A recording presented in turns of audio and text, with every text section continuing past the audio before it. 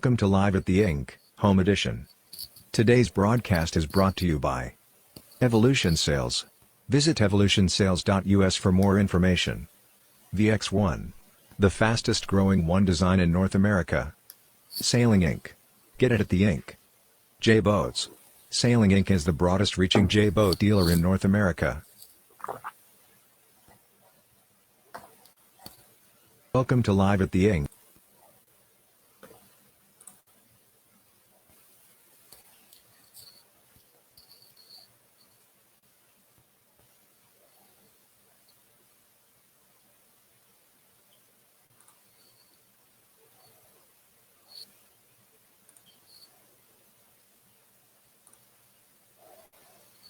All right. Hey, everybody. It's Bill from Sailing Inc. and welcome to today's presentation of Live at the Ink. This is a little different show than we've been doing over the past week, but it should be pretty exciting. We're going to start off actually with a really good friend of mine from the Lake Norman area. Hold on. I've got to mute. I'm getting a little feedback. There we go. Yeah, again, a friend of mine from the Lake Norman area does some San Juan 24 sail or San Juan 21 sailing and some sunfish sailing, and you know you can catch him pretty much on any boat on any given Sunday up there on the lake. He'll put his thumb in the air for the next any boat that comes around. But he does a lot. He performs at a lot of sailing clubs and yacht clubs around the Southeast, and wineries and breweries. And if you ever want a good entertainer, give Mike a call. I'm going to bring him on here and welcome him. Hey, Mike, how's it going? What do you say, Bill? Hey, everybody. It's a beautiful day, but we're social distancing. Yep. We can't reach out and touch any of us. We're all separated. That's right. So real quick before we get started, tell me a little bit about what you put on Facebook the other day. Was that true or was that a... Oh, you mean the April Fool's joke? Yeah. Yeah, that was I felt like people needed a little levity on a kind of a dark week. So, but I gave them a little April Fool's joke about opening up for Jimmy Buffett in Charlotte and Charleston. I thought I made it believable by saying I couldn't make the Columbia show, so don't come to see me there. And I had a lot of good friends that bought into it, and a bunch of them that called BS. Well, you won't get me again. I'll tell you that. We'll just go with that. But when that day comes, Bill, you've got your backstage pass guaranteed. Awesome. Well, what we should do is we should bring you down for one of the happy hours at the Ink. When we can all get back together, we'll have a little happy hour at the Sail Loft, and we'll let you play a little music. Maybe we can convince Jordan to come play with you. We'll play for beverages. Well, that's good because there's always plenty of beverages at Sailing Inc. All right. So I hear you got a little tune for us today. I do. I just note I've got the Soggy Dollar Bar on my TV screen behind us there, set the proper mood. And I've got a guest performer over here on this side. You can't see her, but Nan Robinson will be doing The Ship's Bell.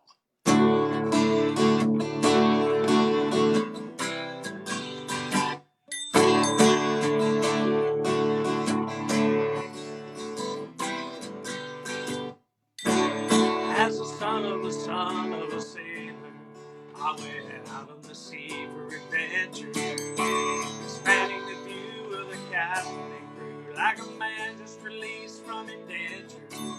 As a dreamer of dreams and a traveling man, I chalked up many a mile, dozens of books about heroes and cooks.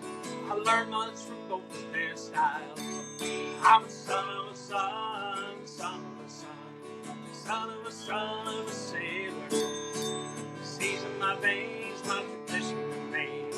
Glad I don't live in a trailer.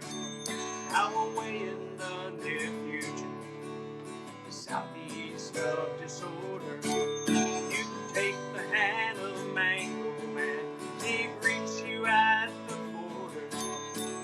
Lady, she hails from Trinidad, island of the spices, salty meat and cinnamon sweet.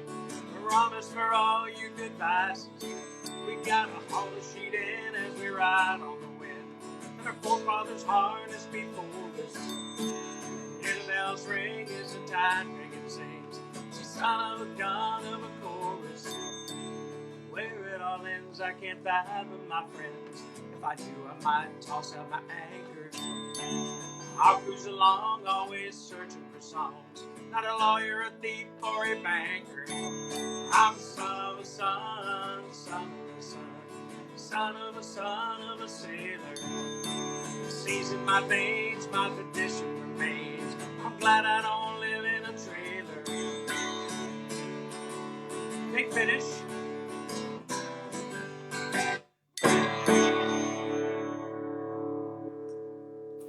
Woo! All right, Crowd nice goes wild. job. Thank you, Nan. Appreciate Nice that. Nan Robinson job. doing the triangle in the ship's bell. We She's appreciate on it, it man. now. Actually Got it. So, came through anyway, loud and thanks for clear. having me, Bill. Look forward to hearing what you guys have got to say. By the way, want to know, got my James Island Sunfish Masters shirt on here, and There you my go. Coast Guard Cutter Chase Damage Control Team hat. So, Nice. again, thank you all for having me. We appreciate it, Bill. Look forward to hearing the rest of the presentation. I know you got a couple of good speakers coming up. Yeah. My buddy Pete Marriott for sure. Yeah. And I appreciate anyway, it. We'll see you as soon. they say, back to you in the studio, Bill. All right. Well, that was pretty cool. We appreciate Mike swinging by, and we're going to see if we can't maybe get him in for a little closing at the end here. But we're going to get started with our normal group here. We've got two really great guys that are part of SAYRA, the South Atlantic Yacht Racing Association. Well, we had two. Now we only have one. Hopefully Pete comes back. But first, I'm gonna bring up Robert Key. Robert is the Commodore of the South Atlantic Yacht Racing Association, better known as SAYRA. And it looks like Pete's trying to log back in, so as soon as he comes back. But hey, Robert, how's it going? All right, Bill, kind of hanging in there. Yeah? We're crazy, you know. Thought we were going to venture down to Charleston this weekend, but the governor sort of put a quietus on some of this stuff. Yeah. Probably a good thing. I mean, it's not probably, it is. It's, you know, we all got to do our part. But yeah. Man, it's hard to do it on a pretty spring afternoon.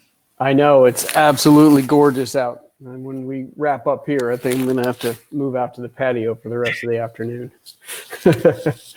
pour a couple cocktails and just enjoy it for a little while. Welcome, Pete. How you doing? I'm doing great, Bill. Thank you. It's beautiful here in Charlotte also. Nice. Very nice. So we'll kind of get rolling into this thing. So we'll start out with kind of intros. So Robert, who, what, where, and when? Tell us about Robert Key.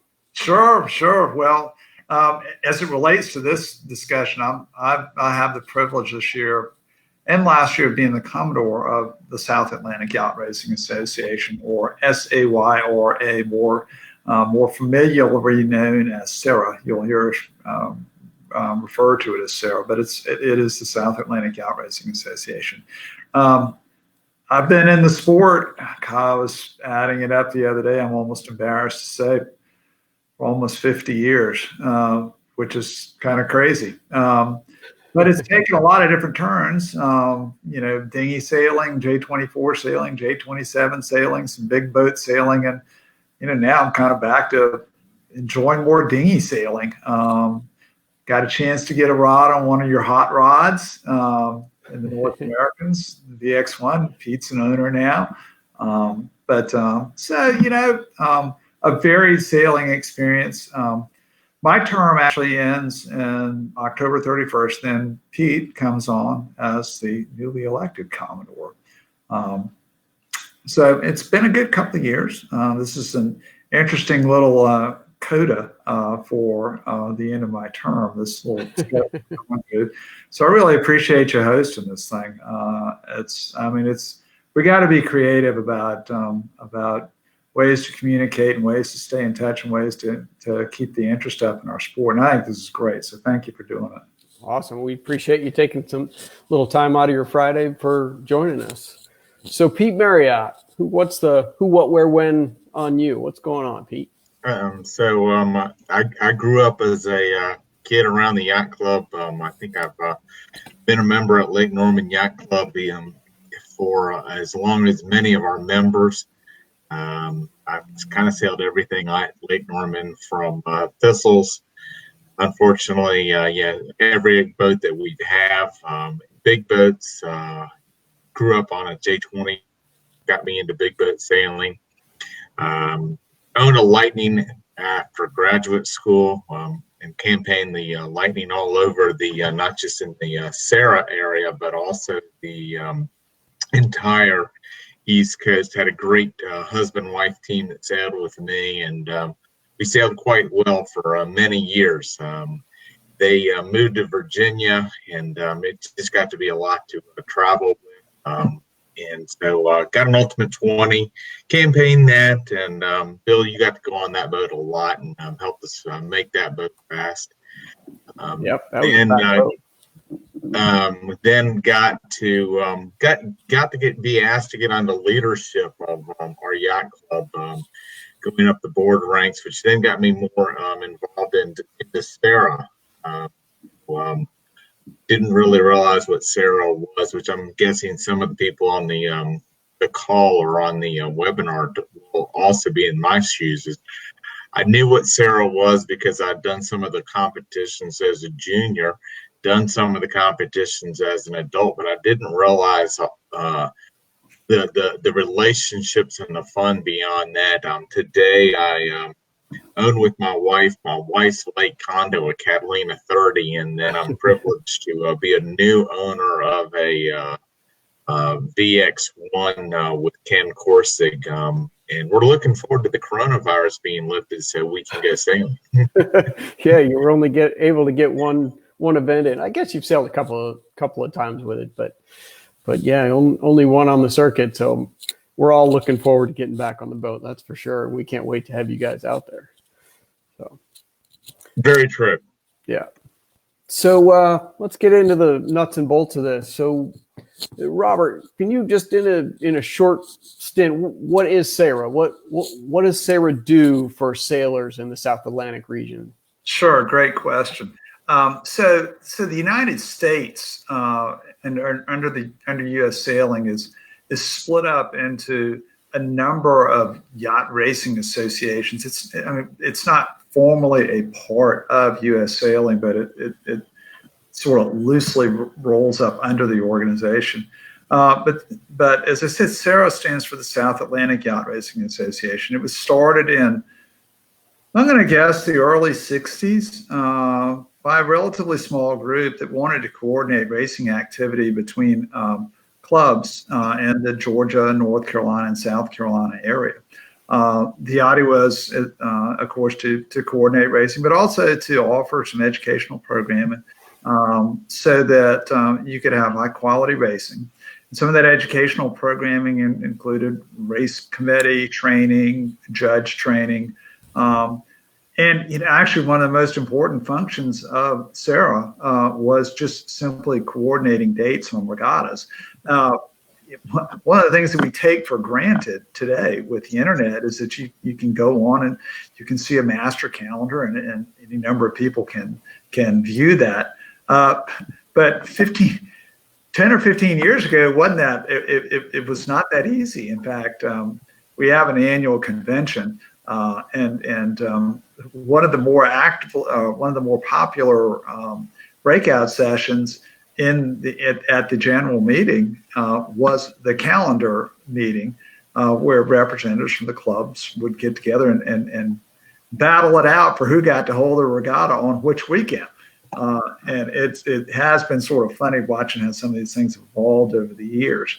And there are certain sacrosanct dates for various yacht clubs, but when a new regatta comes up, then there's a little bit of jostling. And yeah, today with the internet, that's sort of calmed down just a little bit because everybody can see what's going on. But back to just to kind of summarize, it is an organization that exists to promote and coordinate sailing amongst clubs in those 3 states. Very nice. That's a good wrap up. And yeah, that's always an enjoyable session when we talk about scheduling. It's everybody's trying to get the perfect weekend, and sometimes they overlap and sometimes they don't. And Unfortunately, you guys may be in for another little session of that after this all lifts up, because everybody's going to be jostling to get their dates back on the calendar. But we can talk about that a little bit later on. So, Pete, who is SAYRA? We know what SAYRA is. What area does it cover, and kind of what clubs does it cover? So SAYRA is 3 states: North Carolina, South Carolina, and Georgia.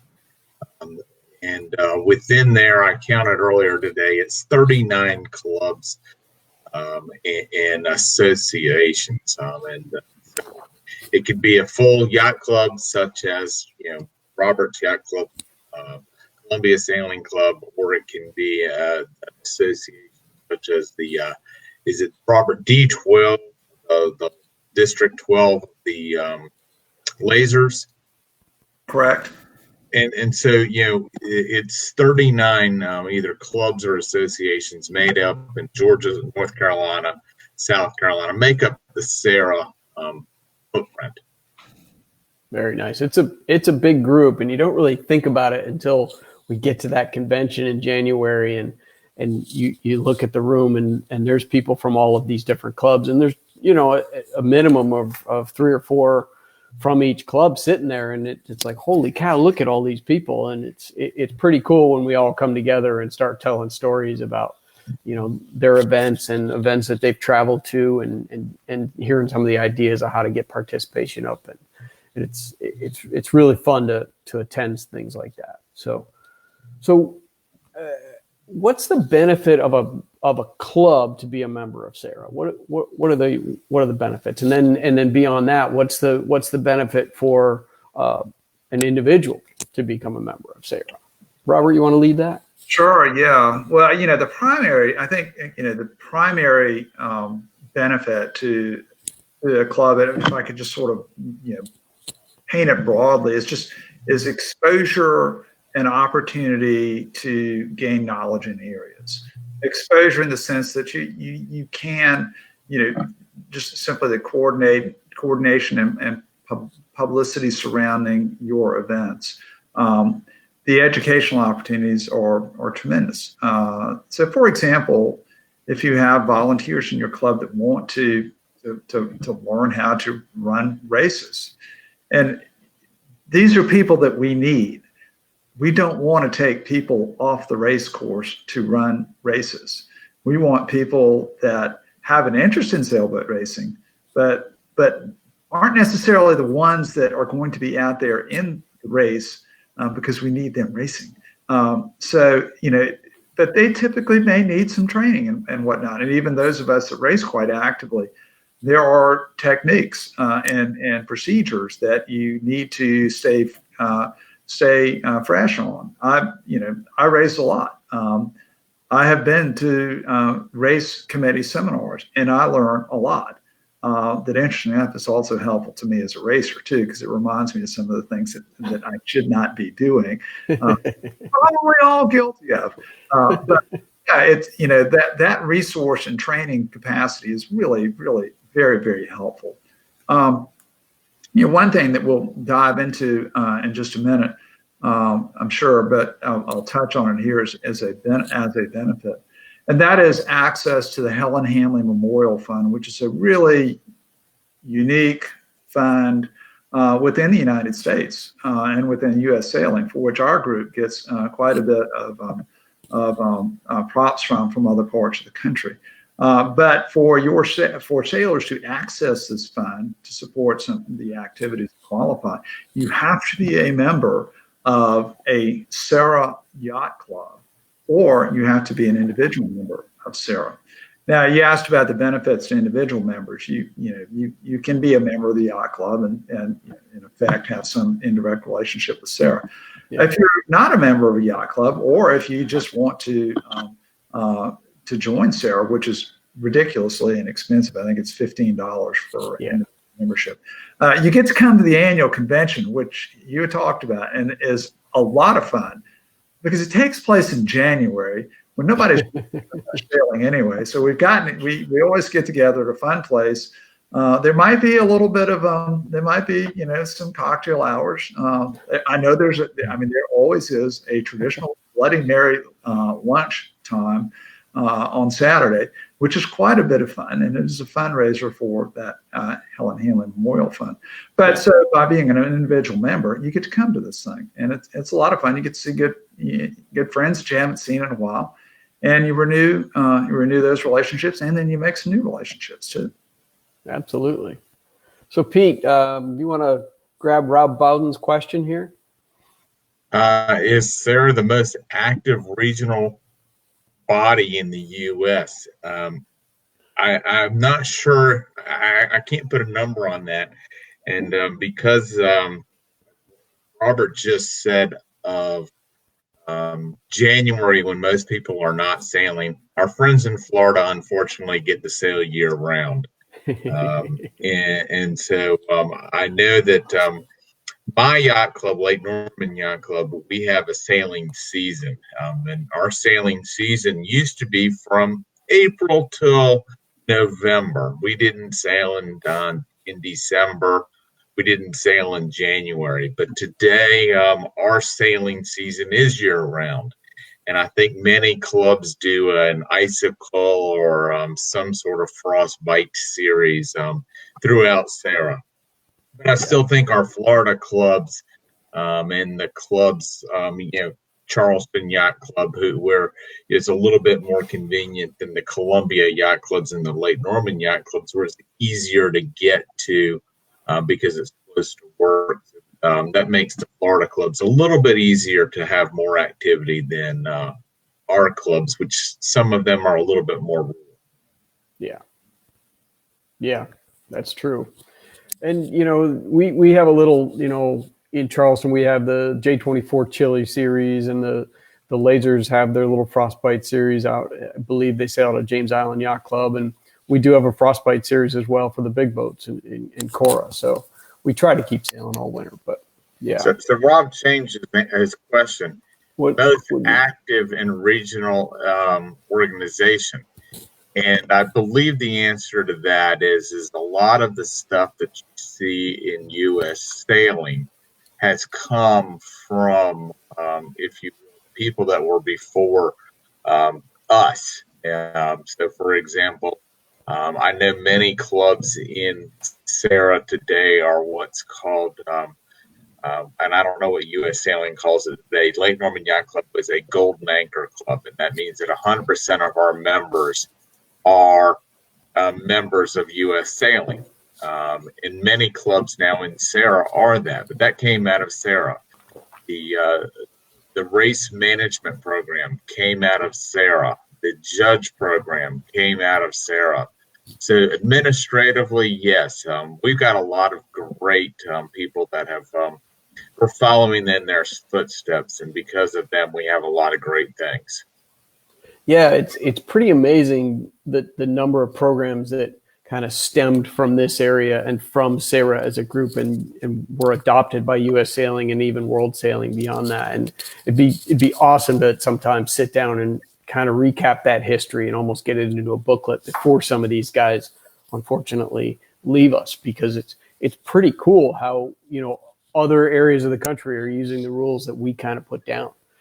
I say we. It certainly wasn't me. I wasn't here, but it's pretty cool what SAYRA has put together over time, and everybody else has kind of adapted to it. So it is pretty cool. One thing that came out of SAYRA that was adopted nationally, and that is the notion of a club race officer, or a program to educate club race officers. And U.S. Sailing has their certified race officer program, but a lot of people don't want to go quite to that limit. They're not interested in working on regional or national events, but they do want to do a good job with their home clubs. And SAYRA recognized that and created that program so that you don't have to go to the full extent that the U.S. Sailing certification process requires, but you can get some really good learning and be a better race officer as a result of that, without having to go to all the national events. But that program has been adopted nationally and promoted by U.S. Sailing. Yeah. So I'm not even sure how to get to this part. So we use SAYRA, or all the clubs kind of use SAYRA to promote their events, after we sort through the calendar and all that. But how does SAYRA reach out and promote to get people to travel from one event to another, or attend different events? How, is there a series? Is there a way that we pull together and get people to come to different events, leave their clubs, I guess? Yeah, there are a couple of that's a good question. There are a couple things that SAYRA does to facilitate some of this stuff. I wouldn't say that that we actually market on regattas on behalf of individual yacht clubs. That's ultimately the responsibility, of the yacht club. Otherwise, SAYRA would be promoting or marketing for, almost 100 events. But what we do is provide a central gathering location on the internet, the SAYRA website, which you can easily find by Googling SAYRA sailing, and it'll take you right to it. And you've got a number of resources there, including the calendar that shows all the events hosted by SAYRA clubs, throughout the year. And I use this all the time when I'm planning my schedule out, where I want to go with the laser, or what big event or what big boat event I might want to try to get to. That's a huge benefit, and it's probably the primary tool that we use to promote coordination and sailing within the region. But beyond that, we also do newsletters and whatnot. And if there's a specific item that somebody wants to promote in the newsletter, they send me a note and we'll get something on there. Or Martin Sarinskas publishes the newsletter and is our web guru. But we'll get it up there. People use that all the time. It's very useful.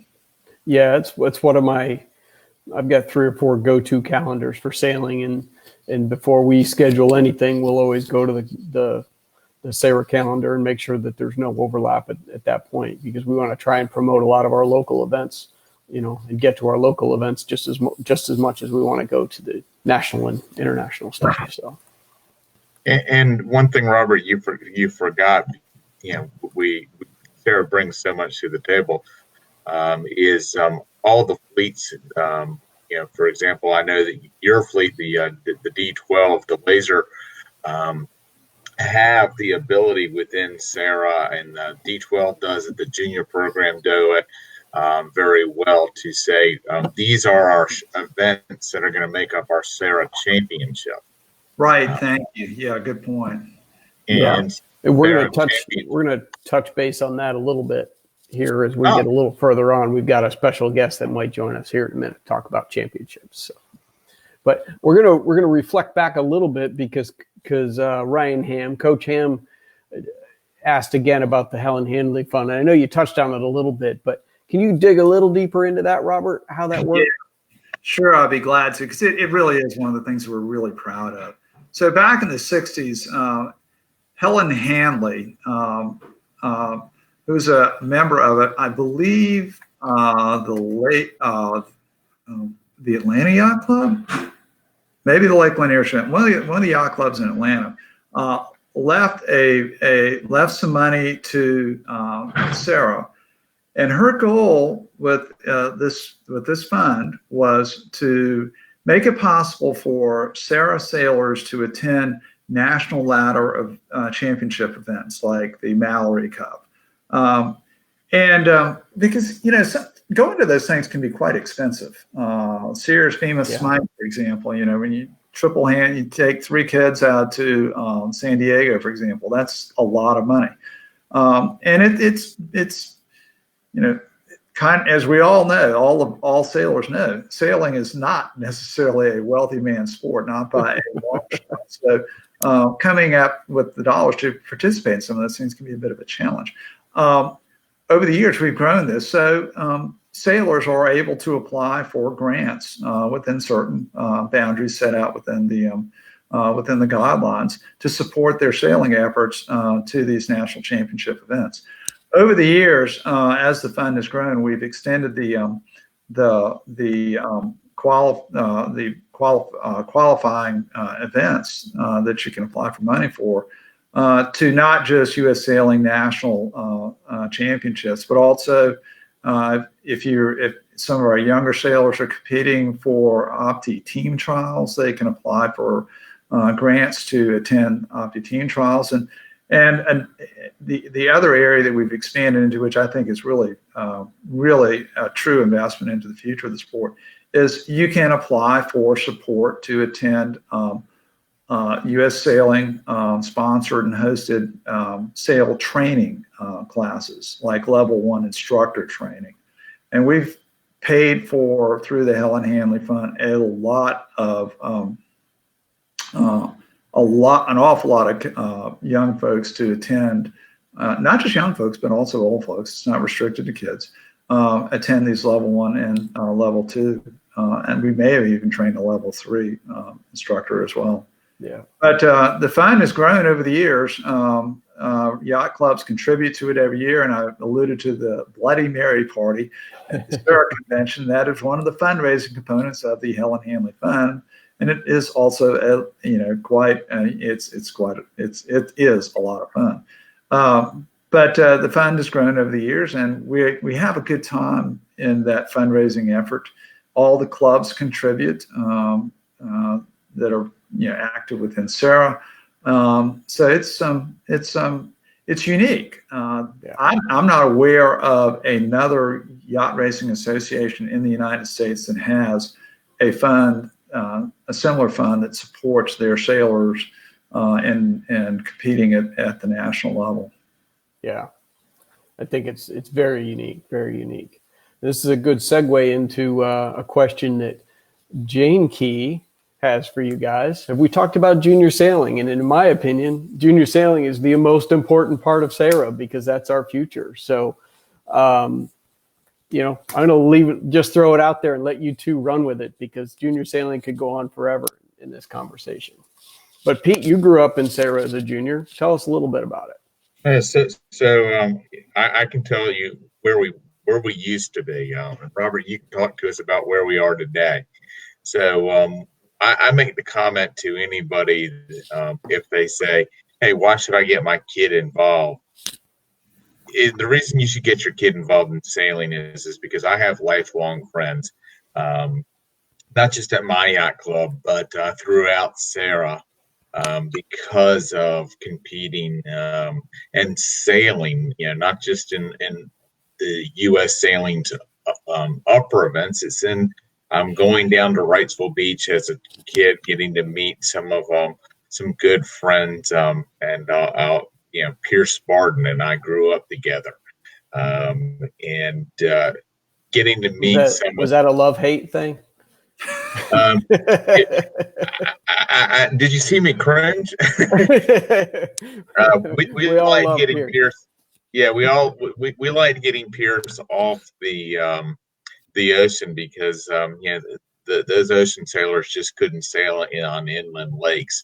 But Pierce was also a very good competitor in the Lightning. When I owned my Lightning, he's always been a good competitor, but it was nip and tuck. And I've known Pierce, gosh, I think for I'm scared to say this, 40 years. And some of Martine, who Robert talked about. I mean, I've known Martine since I think we were both 15 or 16 years old. Martine was much younger then. She was probably 10. But and now I know a lot of these people that I've known since I was 10 or 11 years old, and now I'm an adult, and allegedly I'm an adult, and I know these people throughout the country. I can go to Atlanta, Charleston, Bill, where you are. I can go to Columbia, and I have great friends, some who have stayed in sailing and some who have moved on. So as a junior, it is an awesome way to have a friendship for life. That is very true. I mean, we get to see Jordan now maybe once a week, but he's constantly talking about all the friends that he met when he was coming up through Opties and off doing team trial stuff. And and traveling all over. And he's still in contact with these kids from the islands and from Europe. And it's crazy how he's going to have these friends forever. And anywhere he goes in the States to travel, he could probably bunk on anybody's couch, because all he's got to do is pick up the phone and call one of his sailing buddies that he's met in the past. So Robert, transition into today. What's going on with juniors in today's world? Well, I think SAYRA's footprint in junior sailing has continued to expand, and I got to echo everything that Pete and Bill said about connections. And Jane and I have watched it with our two girls. They have friends all throughout the Southeast, all across the country, and it has been a major part of their life. But fast forward to today, SAYRA organizes a circuit to encourage youth throughout the 3-state region to travel to different yacht clubs, which is part of that friend-making process that everybody has referred to. So SAYRA sponsors that, and that creates there's a championship for the winners of the circuit.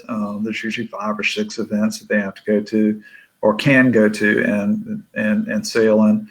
But that's part of building those friendships that Pete and Bill referred to. And by the way, Jordan and our youngest Sally, started sailing Optis together. And yeah, they did all the way up to lasers and on into college. But the junior sailing effort has continued to grow, and it's been fun and fulfilling watching all these young sailors come into the sport. And as Pete said, some stay, some don't. But even if they don't remain active as adults, some of the lessons that they learned in terms of just self-confidence is just absolutely phenomenal. I mean, absolutely phenomenal. And some of the kids that I see coming out that are comfortable on boats are comfortable in all sorts of environments. Yeah. 2 years ago, we went on a vacation to the British Virgin Islands with one of my friends that I've known since she was old enough, her comment, because she was much younger than everybody else as a junior, but she was about 3 years younger than us. And so when she was trying to hang out with the older kids, she was, I'm old enough. But she, because of where she is in her life and career, is no longer sailing, but very similar to riding a bike. We stepped on the catamaran down in the BVIs, and she was able to pick it back up almost like she hadn't been on a boat in 10 years. Nice. So, it might not be that they're racing against people like the three of us on the call here, but it's, hey, I'm doing something else. I'm introducing my family into sailing. And Robert, you're spot on. Sailing teaches you things that to think about. Okay, if I do this, what's going to next happen? Yeah. We had a call the other day with a guy, and we talked about that a little bit, about when you're a junior sailor, you're really forced to manage your life for that specific amount of time when you show up at the club and start putting your boat together all the way through, your trip out on the water, whether it's racing or just day sailing. I mean, it really teaches self-management and spatial awareness and relative awareness to other boats and other people. And it teaches you to manage your life a little bit better than any other sport, in my opinion. But so what junior classes, I'm not going to say to SAYRA promote, but what active junior classes do we have currently that we have around SAYRA? Good question. The most active one is in really the introductory class, and that's the Opti class. And that's continued to be very healthy. It's quite robust. There are generally Opti events at every SAYRA affiliated club regatta. Of course, there's a very large national footprint for Opti sailing. Yeah. As kids move out of Optis, they go in a couple of different directions. The next step in many cases is the pick, and that's, I guess, was really introduced to SAYRA clubs probably 3 or 4 years ago, but it's continued to grow. Great boat. The other direction that many kids will opt to go into is the laser, and they will start out in a laser 4.7, progress on up to a radial, and as they continue to get bigger, then move into a full rig. Those are, I guess, the single-handed boats. There's a lot of sailing in 420s. That's an active fleet, and that's a great pathway into collegiate sailing if kids want to go that much further. And of course, beyond that, there's the other adult boats that people will get involved in. Pete mentioned lightnings. It depends on the areas, and thistles are another very popular one. But to summarize, I would say the big youth boats are Optis, Bics, lasers, and 420s. Yeah, the typical staples. Yeah, and it's always fun to get a junior out on a bigger boat. I mean, it's fun for them. They learn a lot, and they sometimes teach us a little bit too when we get them out there. So it's nice. So I'm going to see if I can't pull up a friend of ours to talk a little bit about how the championships work within SAYRA. I don't know if we can pull in a fourth person here, but I'm going to give it a try down there. Hey, Patrick. Hey, what's going on? Can you hear me? Yeah, we can hear you. Can you hear us? I can.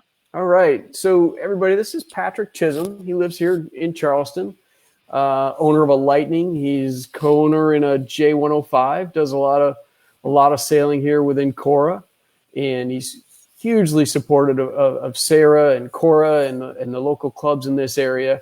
But he's tasked with kind of arranging adult championships within SAYRA. So run with that a little bit, Patrick. Tell us a little bit about yourself and then how you fit in with this whole program. So I'm kind of I guess with everyone on this call, I'm the newest to sailing. I started sailing in 2010. Before that, I was in college, and before that, I lived in Kansas where there are no sailing, but I can tell you a lot about wind. And so, I kind of got involved with SAYRA after being involved in CORE, the Charleston Ocean Racing Association. Eddie Evans, Fast Eddie, he kind of said, hey, I've been the club championship chair or the championship chair for a while. I want you to take over it. And that was, I believe, 2 or 3 years ago. And we've kind of done some interesting things from there. We kind of expanded the club championship. That was something that had been around, but it hadn't really been promoted. That was on the J22s at the college. Last year, we had our first female or women's only club championship, which was a huge success. And the last 3 years, we've been doing this will be the third year of the SAYRA Perf Offshore Championship, which is kind of a play on what used to be a standalone, Perf Championship, but we made it into a series to promote clubs' individual events and try to rebuild what the good old days used to be. As Dan Mahowski and some other people used to tell me that we'd always take our boats places and we'd always do those things, and kind of took that and ran with it. Partly because I thought it was a good idea. The other part was I kind of like taking our J105 down to Hilton Head and Savannah to race. So yeah, that's kind of what I do in SAYRA, and I can expound on any of those if you'd like, but that's kind of what I do.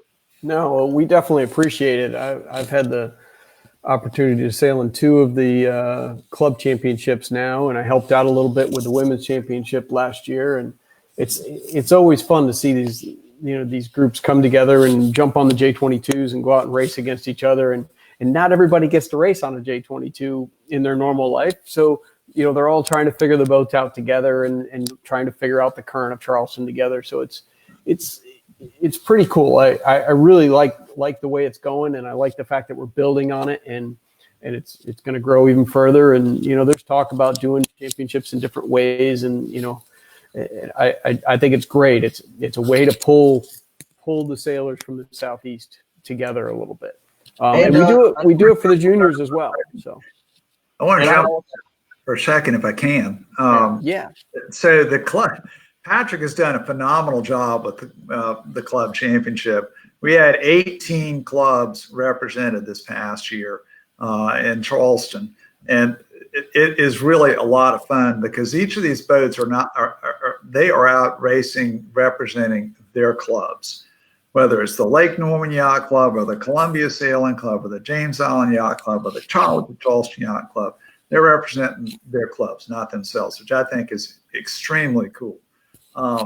Number two, I really need to give a big shout out to the College of Charleston, which has supported that event through allowing us to use their J22 fleet. So thanks very much, Kevin. Appreciate that. And I also want to give a shout out to the Carolina Yacht Club, which is going to co-host the thing next year by providing us access to their facility to sail out of, but they're also going to contribute their J22 fleet to the thing. So it's going to be a bigger, even better event in 2020.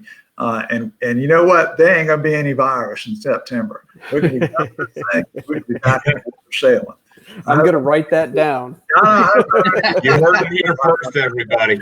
It really, seriously, it really is a fun event. And I cannot say how appreciative and proud I am of Patrick for having really run with that ball, because he's really taken it from a very nascent state to where it is today, and it's going to get even better. Yeah, I agree. So I want to touch on a couple little situations. You mentioned the word virus, and I want to, I don't want to close on a bad note, but I want to dig in because I'm sure that there's people that are thinking about this in the back of their head. So as the current Commodore and the incoming Commodore and board member, have you guys been in touch with member clubs to kind of see how they're holding up and what they're doing in this little downtime?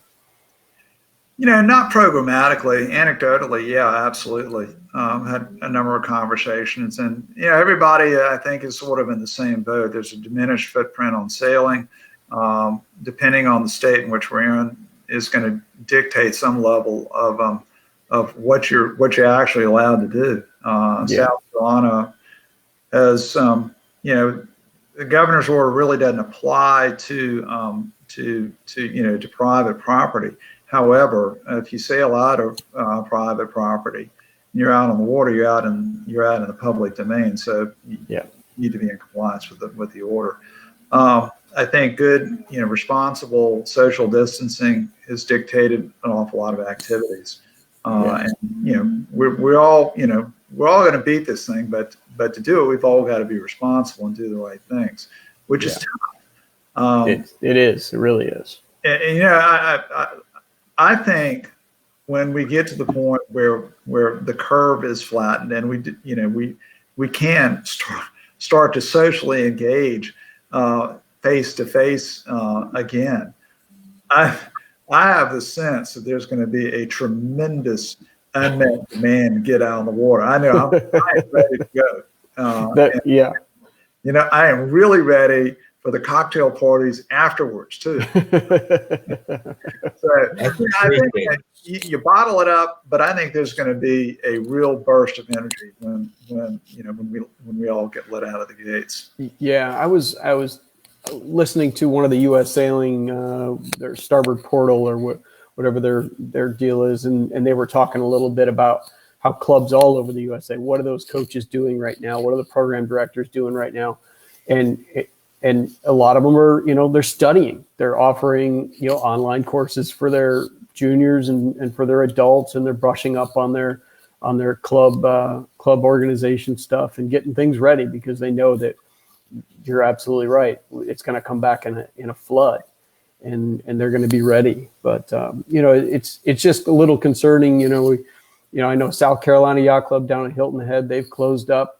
they still have their staff, working where they can, and they're paying them to kind of keep going. And Charleston Yacht Club, I'm a little worried about some of the staff there because some of those people work on tips, and it's a little, it's difficult to think about sometimes. We're all thinking about our lives, but sometimes we have to think about those coaches and those bartenders and wait staff that may not be surviving as well, but they're going to be there when the doors open up, and we have to thank them for sticking it out, so. Well, we do, and it is difficult. It's a time when we really all have to come together and be resilient. As you suggest, and remember those folks that are relying on tips. Remember those staff that maybe their incomes get cut because yacht clubs have to scale back, their activities. Think about our national organizing authority, U.S. Sailing. They're having to, their program offerings they're down. They can't have public gatherings. So I know they are working hard trying to figure out ways to engage the sailing public. You mentioned there's the Starboard Portal. They're being as creative as they can, but they need our support. And all other organizations associated with sailing need our support. It is really important that we stay as active as we can in ways that are creative. And to that end, I really appreciate you and Sailing Inc. hosting this event today. This is important because it's important to keep the conversation going and the excitement up about our sport. Yeah, absolutely. We got to keep doing it. And I'm going to put this up. Rob Bowden brings, I don't know if we'll be able to read the whole thing, but I'll try and read it. Rob Bowden brings up a great point about scheduling. I mentioned it a little earlier that this, once this does lift a little bit, the clubs are going to be scrambling to put their calendars back together. And, he raises a great point about not diluting and not putting regattas on top of each other. So, I'm going to have to challenge SAYRA to get in there and manage this a little bit because it's going to be hard. I feel for you guys, and hopefully I can help out. Anything that we can do to help you guys out, and I think Patrick can probably lean in there too. And but we all want to get back to sailing. But we want to make sure that we do it right. Well, Bill, one thing I wanted to say is that as of right now, the championship events that I have, the tentatively scheduled June 14th is for the women's championship. We're still on until, we kind of get guidance. We may have to, probably about 45 days to 30 days out, we'll have an understanding of that. The regular championship is September 12th and 13th. Robert's very optimistic to say that we'll be back together at that point. I'm a lawyer, so I'm very pessimistic about these type of things, and I'm prepared, that it may be the year we lost. But, when you're looking at the SAYRA offshore, schedule, the Quicksilver is in May, and then the rest of events are August and October. So there's a potential for a lot of sailing to go on. And one thing that I think that everyone that watching, needs to think about is not only do we need to help the people who work at the clubs, but we also need to help out the sailors. And so if you're going to have an event, or if you're going to host an event, providing free dockage or providing, something in kind to help them out may really make your event a little bit more special, because the one thing that I was concerned about when all this started happening is there's going to be a lot of people out of jobs, and not a lot of people are going to have discretionary income. And in being able to save a couple $100 or some other stuff in dockage alone was great. Being able to dock, the South Carolina Yacht Club, I have to shout out to Mark Newman.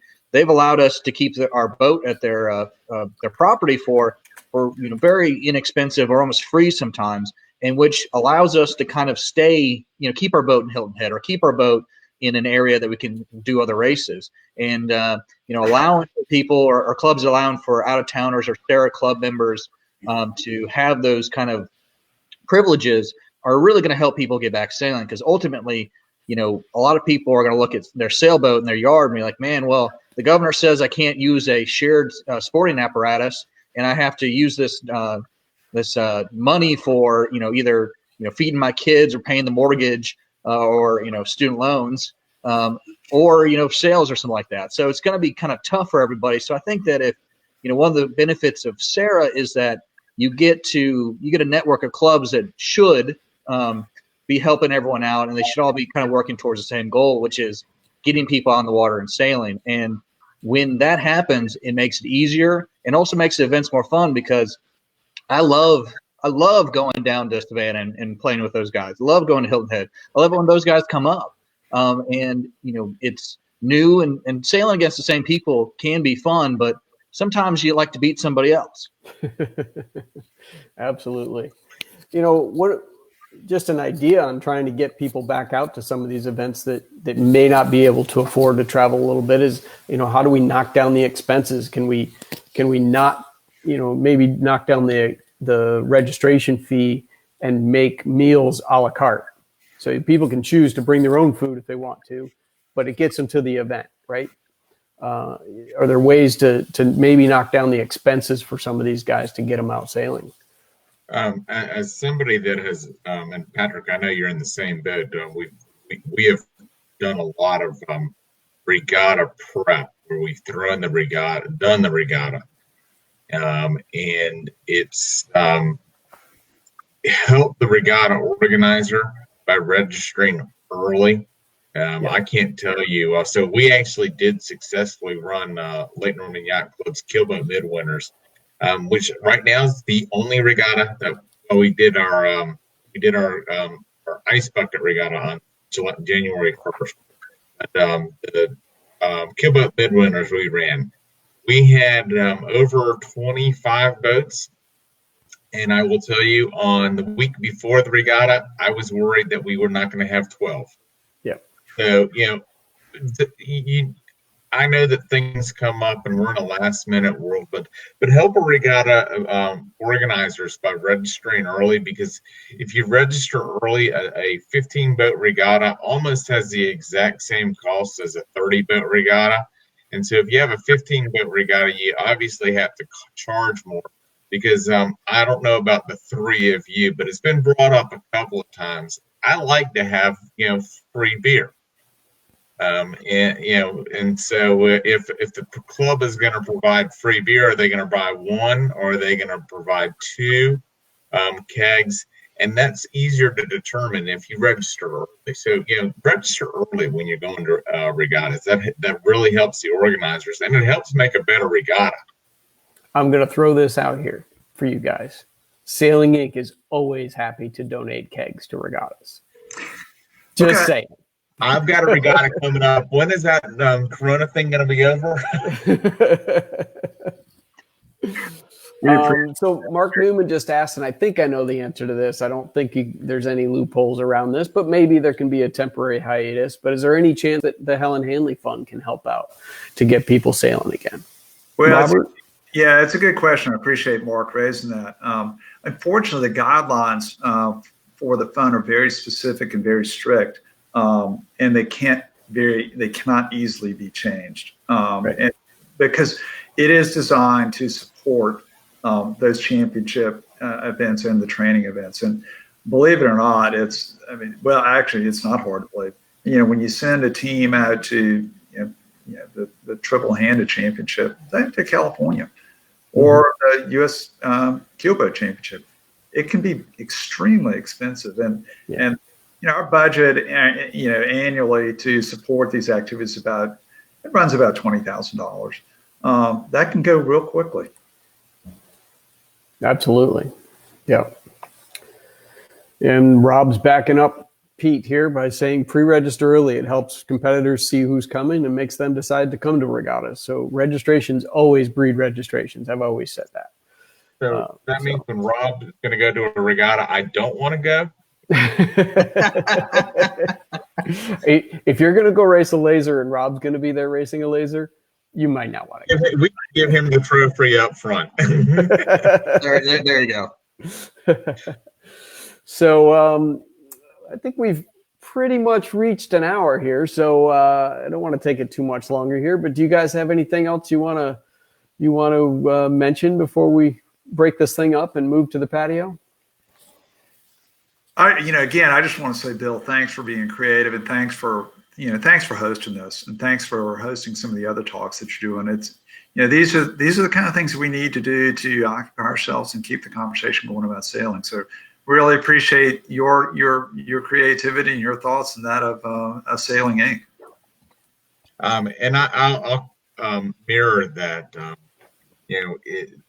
You made the comment, we need to support our regattas, and also those people that sponsor our regattas. And Bill, we all, as 3 different representatives, we look forward to Sailing Inc. sponsoring our events. But that also means as sailors, when you can, we're all by design a little cheap. Because we're sailors. My uncle's told the joke many times. How do you tell the difference between a sailor that walks into West Marine and a motorboater? The motorboater buys everything and puts it on his credit card. The sailor says, "Hey, I can make that at home." Yeah. So, we as sailors need to support those that are supporting us. And so when you have a great regatta sponsored by Sailing Inc. or anyone else, make sure you're reciprocating. Make sure you're trying to spend money with those guys. I know, Bill, you've made some great halyards and lines for me. So it's not, hey, I've got to go buy a new sail, because I hope that Ken's boat that I just bought has great sails on it already. That I think you sold them just recently. Yeah, it's time for an upgrade, though, I think. It's time for an upgrade. Yeah. We can go faster if we had an upgrade. I hear that a lot. The guy that has the biggest boat on the line is that attorney. Yeah. And I want to mirror something you kind of mentioned there.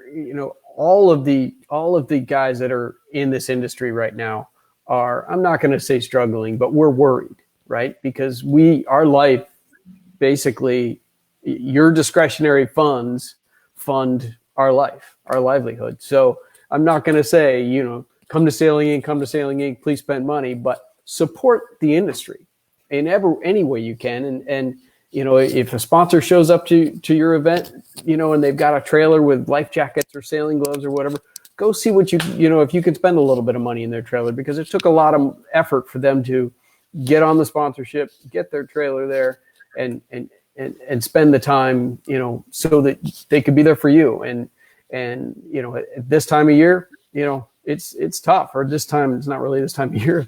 It's what's going on. But we appreciate support, and it's been pretty amazing the amount of phone calls that I get during the day right now of just people that want to talk about sailing. So why wouldn't we put it up here online so everybody can talk about it? So, Patrick, Bill, what you got for us? Oh, go ahead.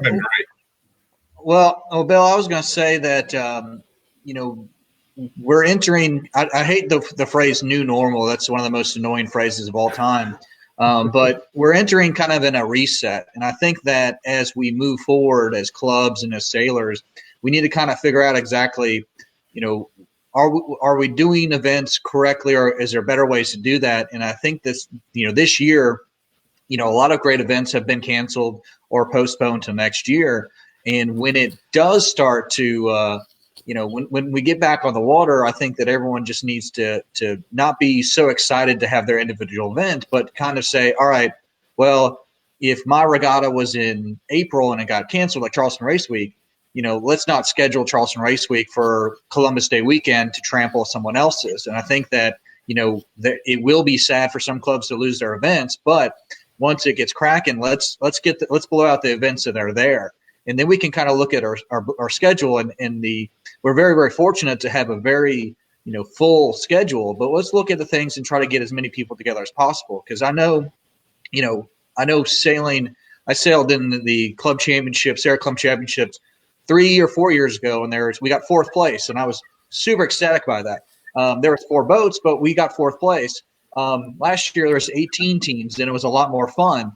When you're sailing against 10 boats, it's a lot harder, and I think you can kind of see the skill involved. So, let's, as a group, let's all promise not to go overboard and just have regatta after regatta, because, some of us have to have lives as well. But, just remember, if you're fortunate to have an event, in October, like for example, the Ocean Challenge at South Carolina Yacht Club, or the Wausau Cup in August in Savannah Yacht Club, just remember that people are going to be coming to you, and just return the favor in the spring, because if we can get people to go to other events or whatnot and kind of travel a little bit, it'll bring some normalcy back, but also kind of, help people understand that we're not in this alone. So that's my plea, is that everyone just, hold tight, keep their distance, and understand that when we do get through this, let's start sailing in a responsible manner, to not to the detriment of, the clubs and for ourselves and our schedules. Because my wife would leave me if I started sailing every single weekend in the fall. Yeah, I get that. It's tough to be gone. I mean, whether you're married or have kids, there's so many parents out there that have kids playing soccer and football and sailing, and trying to get them all to all the events is hard, and it's hard to do as adults as well. So and we're going to be starving for sports too. We're going to have to sit down on our butts and watch football and some other stuff.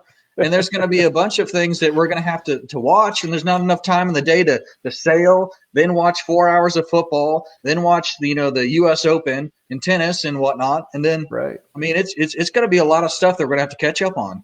Yeah, absolutely.